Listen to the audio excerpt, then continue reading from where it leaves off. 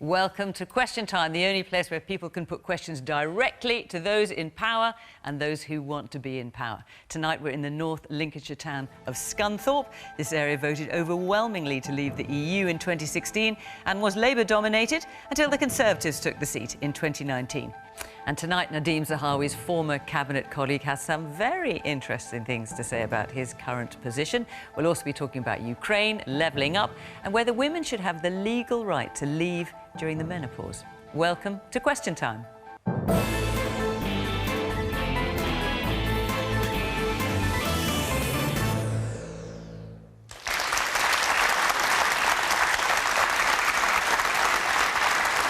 On our panel from the Conservative Party, Jake Berry. He was previously Minister for the Northern Powerhouse. More recently, he was party chairman in Liz Truss's cabinet, alongside man of the moment Nadhim Zahawi. He now lurks on the backbenches. Labour's Tracy Brabin is the Mayor of West Yorkshire, one-time star of Coronation Street. She traded acting and writing about fictional family politics for the real thing when she was elected as an MP in 2016. She served on the party's front bench in several roles before becoming the country's first female Metro Mayor 2 years ago. Alison Phillips runs one of the country's most read newspapers, the Daily Mirror, a job she's been doing since 2018. This week, the paper's front page had a useful guide for Tories, including how to pay taxes, wear a seatbelt, and how to apply to your bank for a loan. And Konstantin Kisin grew up in the Soviet Union before moving here when he was 11.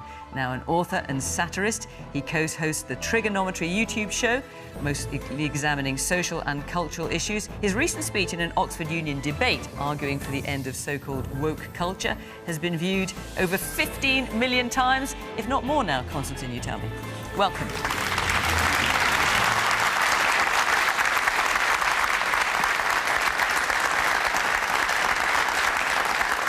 Good evening to our panel, to our audience here in Scunthorpe, which, as always, reflects the electoral support for our political parties, and, of course, to all of you at home.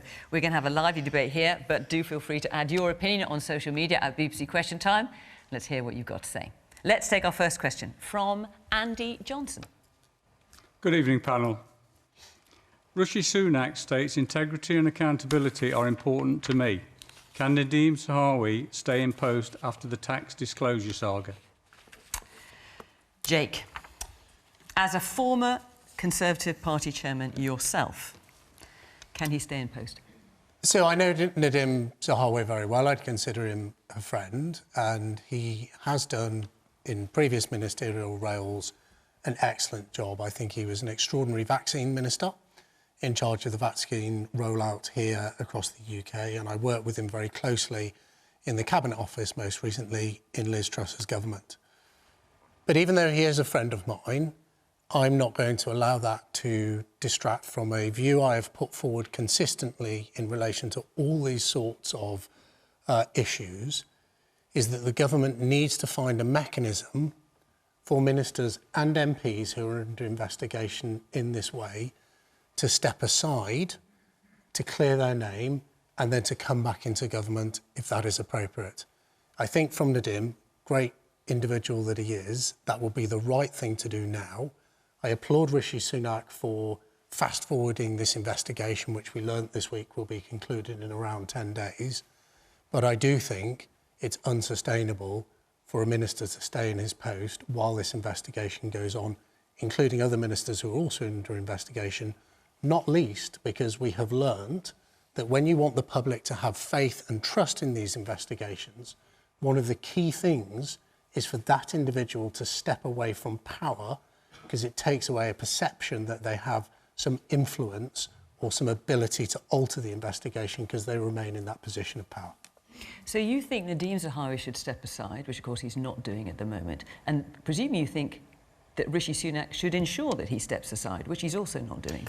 Well, I think we've got to create a mechanism for that to happen. That is absolutely my view, and I've consistently stated it for several years, actually, so it's nothing new. I do think that's really, really important, but it needs to apply to MPs as well. So there are several MPs who are currently under investigation. There is no mechanism for members of Parliament to step aside to enable these investigations to go ahead.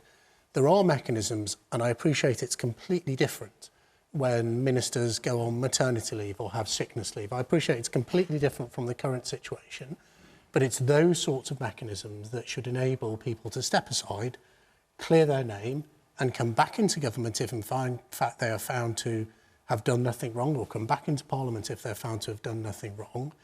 But I think it's really important that we let those investigations take place without people being in that position. When you say investigators, obviously Dominic Raab is being investigated for bullying allegations. Do you think he should step aside as well? Yeah, I called for that before Christmas, so I haven't changed my Any view. others that I haven't thought of? There's none I can think of, but I did call for it before Christmas. And, look, you know, for consistency, the Labour Party has correctly called on the Prime Minister to appoint an independent ethics advisor. That's the right thing to do. And I'm really pleased that Rishi in December appointed that independent ethics advisor. If you believe in that role, as I do, and the Labour Party has consistently said it does, and if you believe that those investigations should take place, as I do, and the Labour Party has consistently said they should, then you have to create the space for those investigations to take place. And I just think, it's a personal view, I think actually people stepping aside to create that space will be the right thing, not just for the government, but actually for those under investigation as well. Tracy? Well, I don't think he should necessarily step aside and there should be this independent investigation. It's as clear as day what's gone on. And it just shows how weak Rishi Sunak is, that he hasn't made the decision to get rid of the party chairman who's now the story. And it makes me just really believe in devolution and that local leaders should live in their communities, because I've been able to focus on the safety of women and girls because I have been a survivor of violence from men. I can slash bus fares because I'm a commuter on buses and trains. I'm investing in a cost of living crisis package for businesses and for households, because as a freelancer for 30 years, I understand going from paycheck to paycheck. Sorry, you've lost me now. We're going off at a tangent here. My point is the disconnect with a Prime Minister who's using a private jet to come to Leeds from London. And now we have the leader of the party saying, well, we need a private investigation. He's been using an offshore, system to avoid paying tax. Well, hang on. Wait a minute. Just so we don't all end up in court. Yes. Let's be completely clear. Let's be completely clear. That Nadeem Zahawi says that the HMRC, the taxman to you and me, agreed with his accountancy. He never set up and is not the beneficiary of that offshore trust, Balshore Investments. There is the question of some £99,000 that he seemed to have received as a dividend, and that is unclear. But he says, and he's saying the revenue agree with him, that he has not been a beneficiary of it. But he has been investigated by... And he's paid a penalty. But he's been investigated by, the department that he was leading. As Chancellor. As Chancellor. And what you've got is a party that is corrupt, and we've just got to drain the swamp. We have got to get back to some sort of level where the public are treated with respect because of the people, the people who represent them live like them, not disconnected in the way that we're seeing. It's the woman there in the pink scarf. It's nothing short of misconduct in a public office for him to be accused of that while he was Chancellor. Misconduct in public office. Well, obviously there's this investigation going on, and we'll wait to hear what they say. Yes, the man here in the grey sweater. Yeah. Nadeem Zahawi pointed out earlier on that he was... it was a smear campaign when he wanted to be the leader. So hang on. So this is there was a journalist who was trying to write about him, and Nadeem Zahawi's lawyers basically tried to stop the journalist printing these stories. That is absolutely and correct. said that he was being smeared. And I do sometimes wonder about this independent advisor, because a lot of the time it's the actual Rishi Sunak makes the final decision, or Boris Johnson made the final decision. How can that be independent? Yeah, so why bother going through with the independent advisor? Yeah, exactly. Actually, Jake, what about that? Because in the end, the independent advisor can advise, but Rishi Sunak's going to make the decision at the end of the day. Well, he'll have to make the decision. So can he just not make the decision now? Well, he should make the decision based on the facts. And we've learnt today that Nadeem Zahawi has consented for all of his tax records as a private individual, all of his tax records to be released to the independent advisor. Ultimately, this comes down to the Prime Minister's judgment when he is in possession of all the facts. And that is the point of the investigation, is to ensure that the Prime Minister is presented with those facts, and his decision about whether to fire or to retain Nadeem Zahawi, the buck stops with him. But he's got to have the facts. Nadeem Zahawi, just to be clear, is maintaining that he has done nothing wrong. I believe he's maintaining that he was careless but not deliberate. Well, yeah, careless with many millions. Careless but not deliberate. Right. But, you know, it's really easy, isn't it, to sort of throw people, you know, under a bus and say, well, actually, there are these allegations against them, they should resign. But if you believe in the process, and you may say that you don't agree with the Independent Ethics Advisor, but it's the leader of your party who's been calling for him to be put in place and to conduct exactly the sort of investigation that he's doing.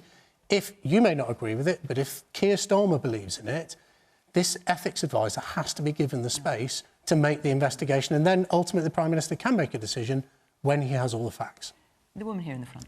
I think there is a mechanism. It's called resigning. OK. We hear you. The woman in the red shirt there. I am a local GP, and trust is such a vital component of my profession. I mean, no disrespect to you, sir, and I don't mean to embarrass you at all, but we've had so many incidents, from Matt Hancock to Boris Johnson to now Nadeem Zahawi and lots of others. I just really struggle to understand how we can trust the Conservative Party. And like I said, I don't mean to embarrass you at all. So politely put. My goodness. The man in the grey sweater there. Welcome to Scunthorpe, by the way. Yeah. Thank you. Are we saying that the definition of the word careless is wrong in the Oxford English Dictionary? What do you mean? Well, the word careless and the use of the word careless, I think, differs from the one in the dictionary. Well, it has a specific meaning when used in the context of tax law, I'm told, and the boss of Revenue and Customs was in front of MPs today, and for what it's worth, he said there are no penalties, which, as we know, Nadeem Zahawi has paid one, no penalties for innocent errors in your tax affairs. Alison. Well, going back to the original question, I am absolutely staggered as to how Nadeem Zahawi is still in a job. I mean, on so many levels, this is wrong, and all it is doing is painting a picture to all of us here, all of us across the country, that is one rule for rich Tories who are governing us and one rule for the rest of us, and we're just not playing in the same ballpark. This week of all weeks, all around the country, you've got self-employed people having to fill in their tax returns before we get to the end of the month, and the rest of us who just do PAYE and you don't get any choice, you just have to do it.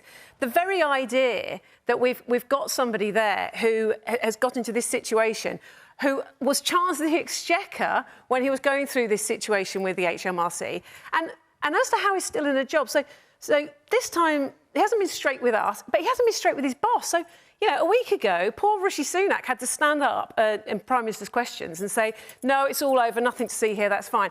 The following week, he has to get up, and because he, like the rest of us, found out in the papers over the weekend that not only was there a £5 million, he'd had to shell out £5 million, but £1 million of that was a penalty. Which we don't know that for a fact, that it was It's around about £1 million. Well, OK, you may know that. I'd say at the BBC we don't know that. That bit hasn't been denied by anybody. OK, it hasn't been accepted And also, as Fiona's just said, that the boss of the NHMRC said today, you don't get a penalty if you're innocent. So it's pretty much there. But surely Rishi Sunak must have called him in and say, hang on a minute, how come I've just found out that what you said to me last week was not the whole truth? And you've made me look an absolute clown. You've caused distrust in the country, and this is continuing. And I think the other thing the gentleman there raised, which really cuts for me, is the idea that last July, Nadeem Zahawi was using his very expensive lawyers to send out letters to get journalists and investigators to stop looking at this and say, this is not true, I'm going to sue you. We're seeing so much of this in this country at the moment, of like very rich people using the law to evade proper scrutiny. And the idea that we've got somebody who's in our government that was doing that, it's just appalling. It stinks. And I think Rishi Sunak, when he came out and he said that stuff at the beginning about integrity and professionalism and accountability, we all thought, great, because that as a country is what we deserve and that's what we want. And he's let himself down. He's allowed one of his closest advisors to let him down. I just think it's a real shame for all of us. Can I just ask you, you know, you say politicians are being expected to be treated differently. Do you just fire people from the Daily Mirror on the basis of allegations? What actually Rishi Sunak is doing, and what I'm calling for him to do, is to treat Nadeem Zahawi in the same way you'd be treated working for the Daily Mirror or for Tesco's or Sainsbury's across the road from this hall, to have a proper investigation and then make a decision at the end of that investigation. You don't fire people from the paper on the basis of a rumour. You say, let me learn the facts and I will make a decision. That's what I'm calling the Prime Minister to do. The additional step he should take, in my view, is do what all other employers would do, including your newspaper and employers in this town, and suspend that individual or that individual step aside while the investigation takes place. That isn't MPs asking to be treated differently. That is MPs being treated like every single other employee in this nation. But here you've got a minister who has brought his government into a sort of a sense of disrepute that people are feeling we can't trust them. So, as on a purely political basis, surely Rishi Sunak does not want his government being dragged down by somebody who is now distrusted. OK, let's hear... Is there anyone in the audience who shares Jake's view? Because some of you are clapping. So let's hear from you. Yes, the man in the red sweater. Yeah, so I completely agree. Having worked in industry for many years, if somebody had done something wrong, you have to find out the facts. I ended up in court defending somebody who had gone through an allegation of bullying, and until the facts were laid out, you couldn't make a decision. I mean, there's obviously been an investigation by the Inland Revenue, so those facts are there. But he's not losing his job as an MP, it's just his role within government. And the man a little bit further along in the blue check shirt, yeah. Yeah, as Jake was saying, why should you lose your job for something that may turn out not to be true? What aspect may not turn out to be true? Because we know that he settled. He reached a settlement with the Inland Revenue and that he's paid a penalty. So that he accepts. But until the review has found him, say, guilty or not guilty, then surely he should be allowed to stay where he is until the final decision is given. All right. And the woman there in the glasses and the black and white top. Unlike business, government ministers are appointed by the Prime Minister. They don't go through the same recruitment process. So the Prime Minister surely then has the ability to sack them without due process, because they don't go through due process to be appointed. Okay. Konstantin, we haven't heard from you. Well, Jake gave a good effort, and I admire someone defending their friend, but when he described Nadhim Zahawi as an extraordinary vaccine minister, he was extraordinary in his deceitfulness. He said that vaccine passports were discriminatory and that they wouldn't be introduced in this country before proceeding to introduce them. So it's not someone that inspires a lot of trust in me. And hang on a minute. When you say we had vaccine passports, yes, you may mean something different by vaccine passport. We had the NHS app. Yes. And we could show if we he had said a vaccine that would be discriminatory and wouldn't be introduced. But we didn't. And then there were lots of instances them. where we weren't, as, for example, they have been in China, forbidden from going to literally... Well, I'm very grateful we didn't become China. So we didn't have vaccine passports in that sense? We had the programme that he said would not be introduced and promised it wouldn't be introduced and called it discriminatory. But anyway, let's not focus on that. If we come back to the point about this current situation, as you said yourself, HMRC, the boss of HMRC, said today that innocent people don't pay penalties. No, he said there are no penalties. I'm just going to be completely clear. There are no penalties for innocent errors in your tax affairs. Right. That's what he said. So we can conclude from that it was not an innocent error then. And he wasn't specifically talking about Nadhim Zahawi, but he was just talking generally. But Nadhim Zahawi paid a penalty. Yes. So it was not an innocent error. Can we agree on that? My opinion doesn't count, folks. I just want to hear what you got to say. Just following the logic of what you're saying. But I actually do agree with Jake. I think there needs to be a proper investigation. But he should have resigned on day one for that investigation to happen. And there is a touch of the Hancock about this, an unfortunate turn of phrase given why he left, because we're in a position where a minister is dragging on a situation that is clearly going to end up in them resigning one way or another. He's not going to stay. This is not sustainable, and this is embarrassing the Prime Minister. It's embarrassing the party. And the sooner he resigns for a fair investigation to take place, the better for the Conservative Party and for the country. Very briefly, now it's on Just very quickly, just to pick up on the GP's point, this is absolutely about trust. And over the last few years, aren't we just sick of it being spun what feels like a lie? And you've got the ex-Prime Minister asking a friend to get him a loan of £800,000, and then that person who did that for him now becomes the chairman of the BBC. I mean, it just feels so corrupt. He says, My God, honestly, I feel like I'm some kind of, expensive honestly, I'm mullered. Yes, Just to be clear about that, what the BBC chairman says is that he did not set up the loan or the guarantee. Yes. He just passed on a name to the cabinet secretary. Anyway, but the problem Fiona, the problem is with that, and that is probably true, but the public have just felt year in, year out, betrayed by their leadership, that they don't feel they can trust the leadership. And I do think that Rishi Sunak has been incredibly weak.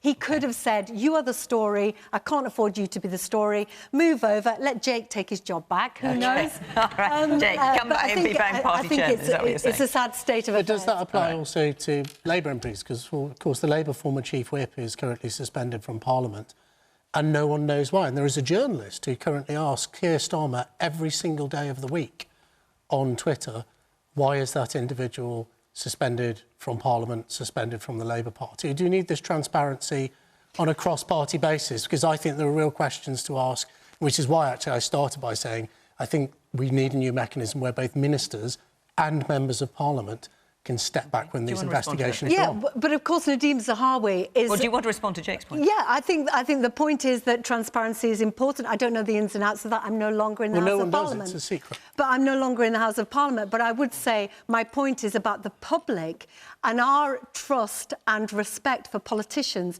has been eroded by 13 years of Conservative government letting us down. You've made that point. May I make a very quick point on this, which is we've spent, I think, probably about 10 minutes talking about this.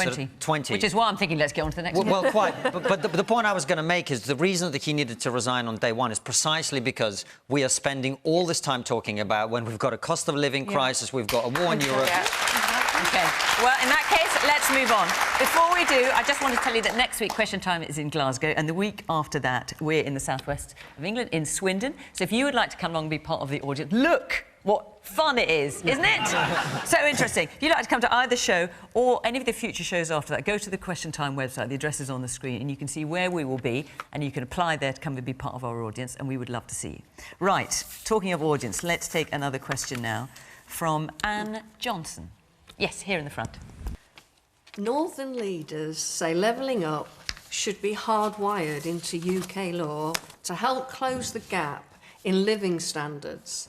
Does the panel believe this will help to tackle unequal living standards? Yes, so this was something that they were saying yesterday at a conference, sort of Northern Powerhouse conference, that levelling up should be hardwired into law as opposed to relying on decisions by government about where the money's going to go. Tracy? Yep, well, I agree. You won't be surprised to know that I agree. And how would that work, actually? What does it mean, hardwired into law? What would that law look like? Well, that means that wherever you live, you should expect the same standard of living. So whether that's the same access to a bus, whether that's the same access to a good job, a college course, where you could get the same amount of money for the similar job. We know that levelling up doesn't work. That phrase is done and dusted. And I would say at the Convention of the North, you were missed, Jake. Where were you? I wasn't invited. You could always come. You could always come. But we know that this idea of levelling up, and it's been a government flagship, the levelling up funds, the £2 billion that's much lauded, that's going to really, reset the dial. I mean, I think here you applied for £70 million worth of funding. Did you get 20 million? In West Yorkshire, Leeds had 6 bids and wasn't successful in any. Bradford, a brilliant bid in an area of regeneration and deprivation for Odsal Stadium. No money at all.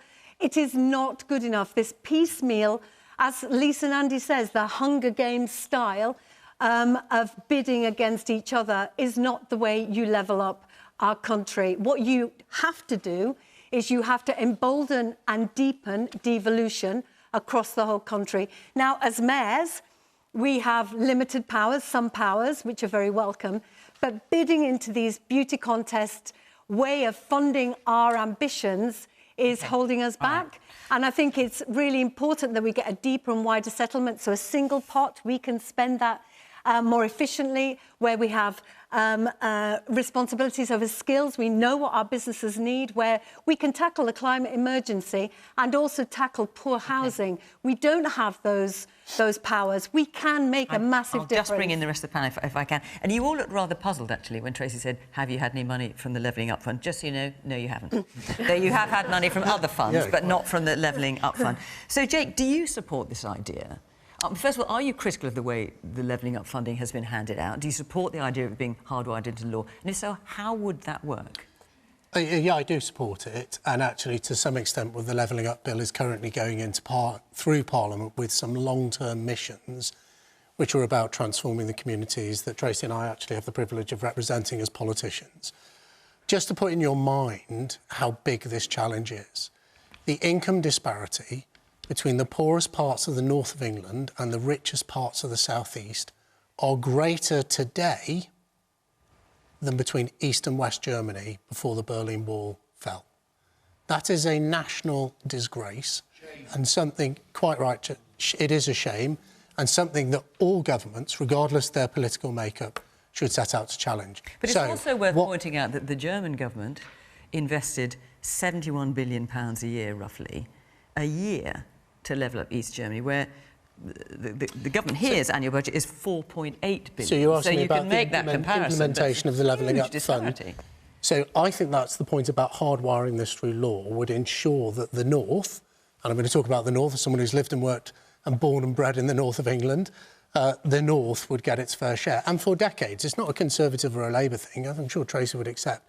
For decades, successive governments have failed to invest properly in the north of England and its infrastructure and transport. I mean, they're on Crossrail 2 in London. We're still waiting for Crossrail 1 in the north of England. So would you go so far as to do what happens in Germany, because there they have hardwired it into law, where they have a law that requires equality between all 16 states, and then an annual process of funding redistribution to support it. So that's taking it away from the government. I'm not an expert in German law, but I think hardwiring would, over a period of time, we talked about the scale of the challenge, this will take decades to reverse. I wish there was a magic wand.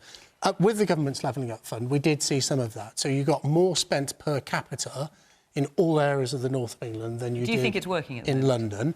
I do think it's working. I just hope and I know that the government needs to go further and faster. Okay. But if we step back, this is £4 billion that has come to some of the poorest communities across the UK, because this government has set out a determination to reverse some of those disgraceful statistics that I started my answer by talking about. But if I may, just very quickly... Really quickly, we had lots of you. I've got to hear from the audience. It is our money. And you have taken it from local authorities that used to deliver these projects like Tracy, swimming pools and leisure centres. It's not your money, it's taxpayers' money. Well, exactly, it's the public's money. I think that's what you mean, isn't it? Right, let's hear from some of our audience. Yes, the man there in the red fleece. Just a bit further forward, yeah. Just given the timescales involved around legislation to hardwire this into law, is that actually a practical solution? Right, you think it might take too long? Yeah. Yes. And the man behind you, yes, in the blue check shirt. So, Jake, you said earlier that it's right that the levelling up money comes into the north, so why is it taken so long for the government not to be able to see that fact in terms of where it's distributing the money? OK. And the woman here in the red top, yes. You just mentioned that the Levelling Up funding is going where it deserves to in the north, and you looked at it per capita. When you look at it per capita, actually, Yorkshire and the Humber, which we are part of, is the third worst funded. Right. And the man behind you in the glasses? Yeah, about 30 minutes from here, Doncaster Sheffield Airport's currently sat closed. Would this have happened down south? I bet not. No. And does it not say a lot about Rishi Sunak's leadership? Konstantin. I think we talk about levelling up. What we should be talking about is levelling with people here and in the rest of the country. The reason that the disparity that you talk about exists is that you, in this community and communities around the north, bore the brunt of globalisation and deindustrialisation of this country. And there's no point building infrastructure if there's no jobs for people. I don't think what you want here is government handouts. I think what you want is industry and employment so that people can have a decent job and dignity. We actually have. I mean, I think the world and this country in particular are about to face a very, very challenging time economically. But as deglobalization happens, which is already occurring due to the breakdown of supply chains and so on, what you're going to see is actually we have an opportunity to bring industry back to this country and make things again in this country and buy things made in this country. But that will mean that we have to let go some of our obsessions like net zero and so on. And we will find out if the government's prepared to do that. OK. Man there in the glasses. Just a few figures. Scunthorpe, levelling up round 2, no money. Grimsby, levelling up round 2, no money. Cleethorpes, 18.5 million. Allegedly, one man's tax bill plus penalty, 5 million. Here are some figures for you. Right. Alison. I just think it is incredibly disappointing that the current system that we've got is causing people to feel like that. So making a situation where people that are underinvested in also just feel they've tried to bid for some money, they haven't succeeded, and then that confirms all their fears that they are being left behind. So to come back to Anne's question, is it a question of putting it into law? So I think that whole idea about how, as we were talking about in Germany, so after reunification, you had West Germany, it was up here, and you had East Germany down here. How did they try and bring them to some kind of balance in the middle? They put it into law, and you just ensure that each year the regional disparities become... So it sounds a really sensible idea. And then I think what it does is, because I completely take Jake's point and his frustration that we're still in this situation, because there's certainly been plenty of good intentions about this, but I have to sort of remind Jake as well, you know, his party has been in power for 13 years, so it's not like they got in the day before yesterday. There has been plenty of time to look at this. But what people really need, as we say, is investment in good jobs, is investment in the infrastructure. I mean, the trains that you have to contend with in this part is just horrendous. How are we going to encourage investment? I know we've got British Steel is a huge employer around here, or certainly was a huge employer and is still an employer. But the way the steel industry has been treated in this country over many years is just terrible. The Mirror's been campaigning for the steel industry since 2015 because there's no commitment to sustainable growth, to supporting our steel in the way that they do in Europe, into helping with energy costs, as they do in Europe, in encouraging people to buy British steel, as they do in other countries. And it's that kind of commitment to proper jobs and to proper infrastructure, which means that communities can thrive rather than being dependent on handouts that might get tossed in their direction once a year. OK, man there in the grey top. This was one of Rich's big flagships, you know, levelling up. But all he was talking about was his seatbelt.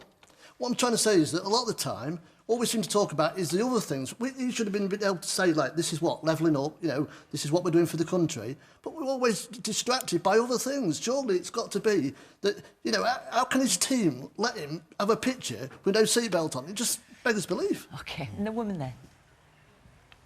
In relation to the levelling up bill, will there be any direction for local councils as to where the money's spent? Because locally there seems to be some quite questionable decisions being made as to where money is spent at the minute. Like what? Frodingham, someone would know better than me. Frodingham Road, there was some kind of arch been put into the area that was going to cost, I think it was in the region of £60,000. It was a metal arch over the street. Whereas bus services have been cancelled all over the county. All right, Jay, do you want a final word before I move on? Well, look, just on the issue of levelling up, if you want to see some real progress that we've made, it's the creation of devolution deals. I fervently believe, I was Northern Powerhouse Minister, I fervently believe that better ideas are made in the north of England than are ever made in Whitehall. And one of the great sort of totemic things you can see that has already been delivered to drive the local economy is the fact that 65% of the north of England now has a metro mayor, and actually more of it has a devolution deal. Now, I want to see that be 100%. I want this hardwiring of levelling up law to pass forever, power in the hands of local decision makers, because I think that's the best way of driving economic growth. And just to pick up on what Konstantin said, you are so wrong. We do not deliver a growing northern economy by turning our back on net zero. The north of England, this county, this region is a global leader in green technology. We deliver a better levelled up north of England by having green collar, highly paid, secure jobs for people who live in this region. Net zero is the solution, not the problem. I think it's good for your voters to hear that. I'm sure Conservative Party voters will be pleased. But the other thing is we currently outsource 50% of all our CO2 emissions to other countries. Why don't we bring that manufacturing back to this country and make things here and have jobs for people where we would make things cleaner and they would be better quality? Why don't we do that? Why do we outsource our manufacturing? Why does this country outsource our jobs, these people's jobs, to places like China, to tyrannical regimes like the ones in China or the other countries around the world, instead of making things in this country? Why don't you tell your voters that? The coast and see the biggest wind farm in the world just off the coast here, built with British steel. That is about securing jobs in Scunthorpe, other areas of the country, and delivering those highly paid, secure jobs. Because actually, that's what people you haven't in the answered North my question. want. Why do we outsource half of our emissions? Onshoring is part of the green industrial revolution. Why do we outsource half of our our production to other countries? Why are things that people buy in this country made in other places? We are not outsourcing jobs. We've just created 1,000 green jobs in West Yorkshire for young people. Correct. We know this is the future for our regions. This is how you level up, is you tackle the climate emergency. Yeah.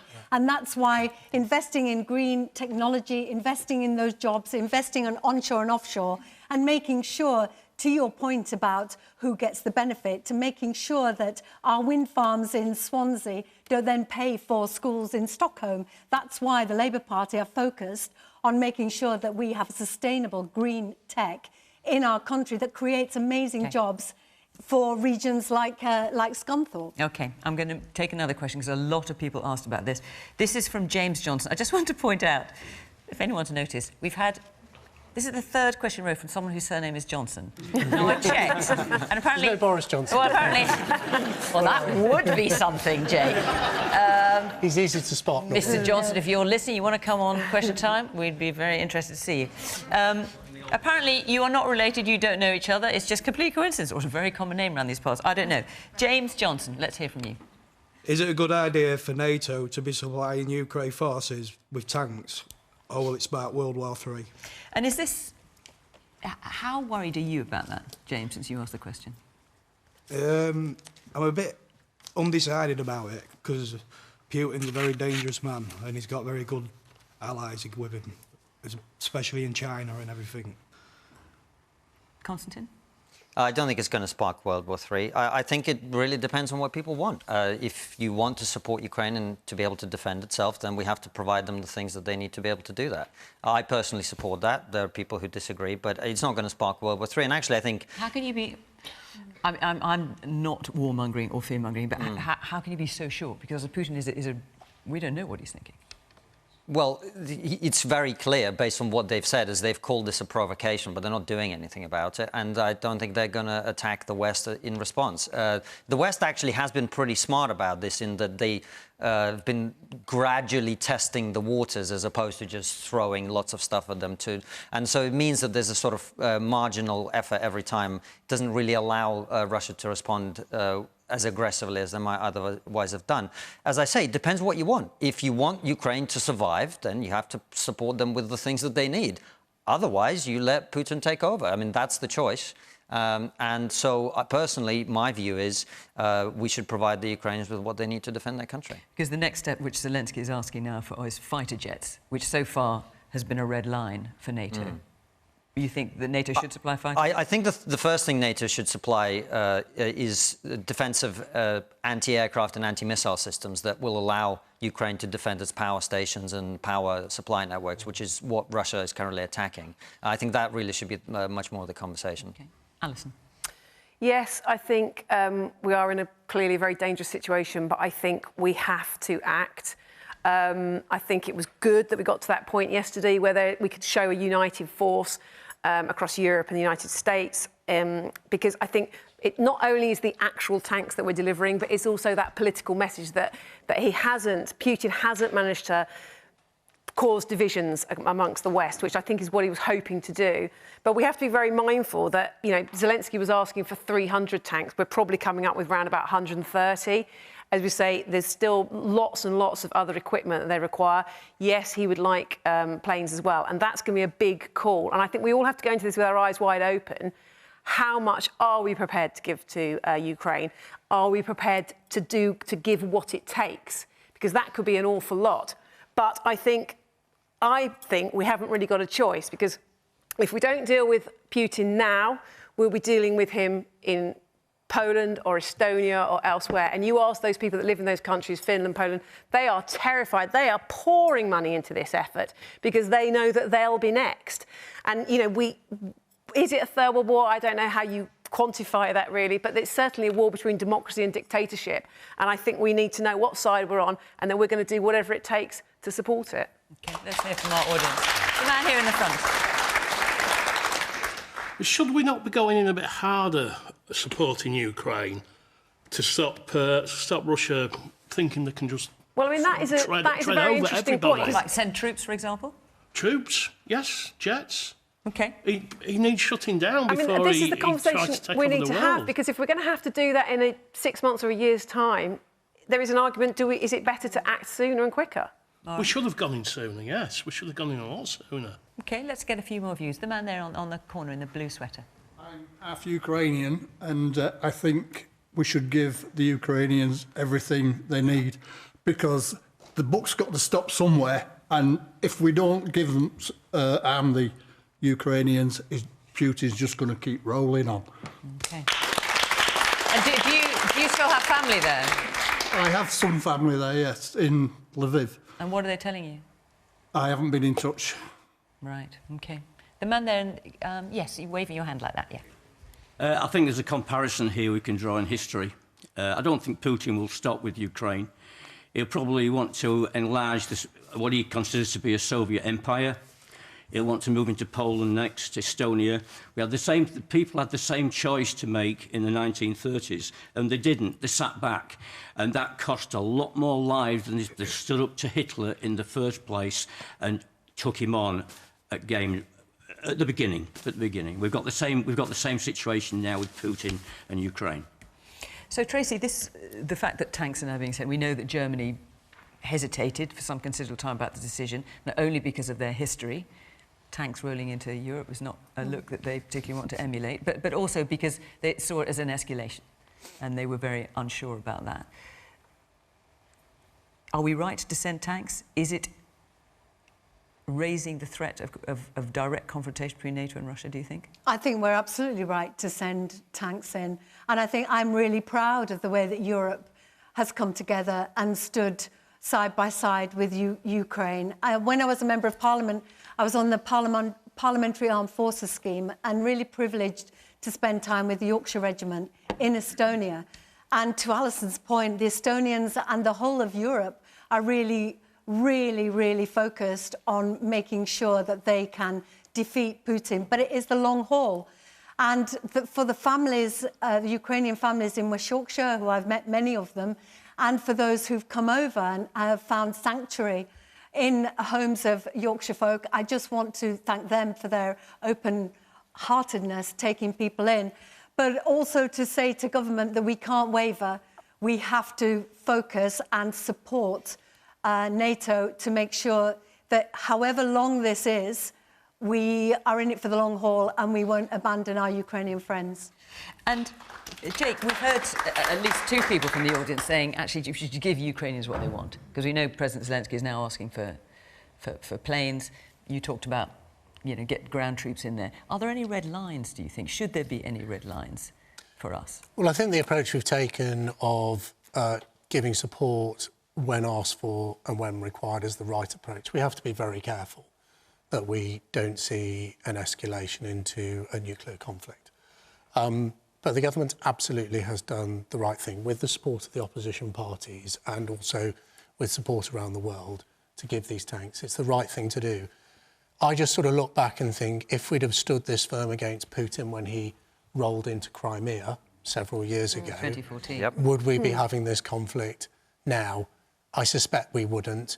He's a nasty bully who is pursuing an illegal war on the soils of Europe. We cannot allow that to happen, and we have to stand firm with the people of Ukraine. And we should take pride as British people at having been one of the leading supporters of our allies in Ukraine from the start of this conflict. In fact, providing more training than any other nation before the conflict even started. But if we fail to act now, I think a member of the audience pointed out that we will find ourselves fighting on the soils of Poland, that really is World War III. And we have to do everything within our power to avoid it. And you say we should respond to when asked. President Zelensky has asked for fighter jets. Should we be giving them to him? Well, I don't feel I'm equipped to give that answer tonight. I think it's something that has to be debated in Parliament and also in NATO. But I just think we have to stand firm. We should be exceptionally proud of the things we've done, including families in Rosendale and Darwin who've welcomed in Ukrainian families. I think Britain can be proud of her role. So, like you, I'm half Russian, half Ukrainian, and I would very much echo the last point that you made, Jake. People in Ukraine are immensely grateful for the support that Britain has provided. I think we should be very proud in this country. And on behalf of them, thank you. I think they'd all want me to pass that on. Can I quibble with something you said, Fiona, briefly about Germany? Because actually, and this comes back to the debate we were having earlier, the reason Germany is so hesitant to support Ukraine is not some kind of sentiment about World War II and a bad look and all of that. The reason they're hesitant is they depend on Russian gas. They need Russian energy. But there's also great sensitivity in Germany I understand. about but the main driver of that hesitation is the fact that they're relying on Russian gas. And this is why I come back to the point about energy security. We have to produce our own energy if we want to be safe in the world. It is essential that we do this. So it's very important. And finally, red lines. If you send British troops into Ukraine, you are going to be in World War III. And I say that as someone who's fiercely pro-Ukrainian, who's opposed Putin's invasion from the beginning. That is a red line we must not cross. OK. All right. I'm going to move on, take another question now. As ever with this programme, it's a massive turn to a completely different subject. But quite a few people have been asking about this. So, Marie Girdham, where are you? Right, let's hear from you. As a woman myself in the postmenopausal stage of life, should the government have rejected a proposal to have menopause leave pilots in England? Right, so for those of you not aware, this week the government rejected a recommendation by the cross-party Women and Equalities Committee. They wanted to make it illegal to discriminate against women because they're experiencing the menopause. This was a cross-party recommendation, and they also suggested having a pilot to try that idea out. And the government decided that they're not in favour of that idea. Alison. I think this is quite a tricky one, really. To the point where, because I think it's tricky, I think maybe the pilot would have been a good idea because of the reason it's a pilot and we could have seen whether it worked. So, as I understand it, there is already legislation there which protects women from their sex, if there's a disability, and age are sort of protected characteristics already. So I wasn't completely convinced that menopause necessarily needs to be a protected characteristic. So I think there are things that are already there. Well, what the government was saying is, and it's slightly complex, forgive me, but what you can't do with equality is apply it to dual characteristics. So menopause, you could argue, comes under age and sex, and therefore the Equality Act might not apply to menopause. And so the mere fact that it's that complicated that we're having that bit of the conversation makes me wonder, isn't actually what's actually of more use to women is easy access to the healthcare they require, easy, cheap access to HRT, and flexible working arrangements and bosses who understand what women might be feeling if they're going through the menopause. And that actually they're kind of practical things that we could do here and now and immediately and make that better for women. And also sometimes I'm not sure whether I just want to be judged on a medical basis. I don't know, there's more to me than just the medical bits, I don't know. But clearly there is clearly a demand from many women who are feeling, we know that women are dropping out of the workforce at that age. But there again, we also know lots of people dropping out of the workforce at that age because they're not getting the healthcare that they require. So on balance, I kind of thought, well, maybe the pilot would have been the best way to testing out all these conflicting thoughts. Now, I want to hear from some women as well as men in the audience. Obviously, Trace, I'll come to you in a minute, but you just shot your hand up there with the black hair and black top. Yeah, I think you're absolutely right that we need to start walking before we start running, and the priority has to be access to the right medical advice. So many women are just getting it's just a lottery depending on who your GP is and where their perception of the menopause. And what would you think about the idea that you could go to your boss and say, I'm menopausal and actually at the moment I just don't feel well enough to work. It can be for a variety of reasons, but I don't feel well enough to work and therefore have the right to be able to... Personally, I wouldn't feel comfortable with that at all. Right. I think it's about actually having the access. I've been very lucky with my GP and I am on the right HRT and I am getting the right services, which has made a massive transformation, and I am able to do those things and work effectively. So it's about access for you? Okay. Yeah, it's about the access completely. There's a woman here. As somebody who's gone through it, if men went through the menopause, would the law have been changed? Okay.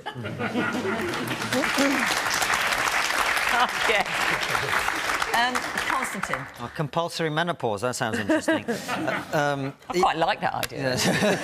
Even things up a bit. I knew we were going to cover explosive subjects, and I didn't know we'd get quite this controversial. Well, not necessarily. It depends on your point of view. Yeah, I suppose it does. Look, I don't know a lot about it. I'm certainly not in favour of anyone being discriminated against because they're going through something like that. So if there's a way we can do a pilot to find out what is going on, what would be the best way to deal with that, I'm fully on board with that. And in terms of making it illegal to discriminate against people, or because they are experiencing their menopause, so they would have right to leave and time off to see the doctor and various other things. Would you support that? I don't know. I'd have to look at what the pilot comes up with. I mean, I happen to find myself in a position where our YouTube show has grown to a point where we employ people, and I would certainly hope that as someone who's part of the management of that, our employees could come to us and say, and we could have that conversation rather than having to have the law involved. But I understand that won't be the case for everybody. So, but for me, it's always, I would want employers to be understanding of people's situations, wherever possible, really. Have we got any employers in the audience here? Yes. So you in the check shirt, what would you think of this if this came into law? Small businesses would really suffer. I think putting things in law makes it very difficult for small businesses to survive, and we have a small workforce, so it would be a real difficulty to say, yes, you can go off. Who's going to do the job? But you could say that applies for maternity leave. Yes, but with the maternity leave, that is... And of course paternity leave. Yes, absolutely. But you've got to give small businesses the right to be, as we were saying earlier on, to level up, and making more and more obstacles for us doesn't help. And you were a GP, you were talking earlier. Yes, I just wanted to share my experiences. So 90% of patients I see are women, which is what I expect to deal with, and over 50% of them come with menopausal symptoms. Now, menopause is a disorder. Perimenopause is a disorder. I think we should treat it like any other illnesses. The symptoms can be debilitating. The symptoms can really affect your quality of life. So I don't see how it should be treated differently to other illnesses, for example, a chest infection or a sore throat. So I think it needs to be treated like any other medical disorder. OK. Tracy? Well, I think the GP is my new best friend because we keep agreeing on things. But what about putting it into law? And that's what the pilot was going to look at, whether or not it should be illegal to discriminate against women. Well, that gives protections to women. And I do understand the gentleman who runs an SME. It is difficult when you've maybe 4 or 5 members of staff. But because it's in law, you would be protected in the same way maternity and paternity. There would be opportunities to backfill and so on. Because I do think it's only fair that if a woman going through the menopause has, massive flushes and sweats, and she's in a public-facing role, there can be accommodations that maybe she go into a different role where, she can pick and choose whether she wants to be facing the public or not. And as somebody who's gone through the menopause, I do know that it can be quite debilitating in that the sweats, the rage, the rage. The rage, did you say? Rage. I never saw that when you'd been on Question Time before. I know, I'm through it now. You wouldn't know. But I think every woman is different. And I think Carolyn Harris, actually, all credit to her as a Member of Parliament, who has led from the front on this campaign. And I only read, I'm sure it's right, that the government have now agreed that prescriptions for HRT will not be at the usual prescription price because it is an ongoing year-long condition, and that we shouldn't have to pay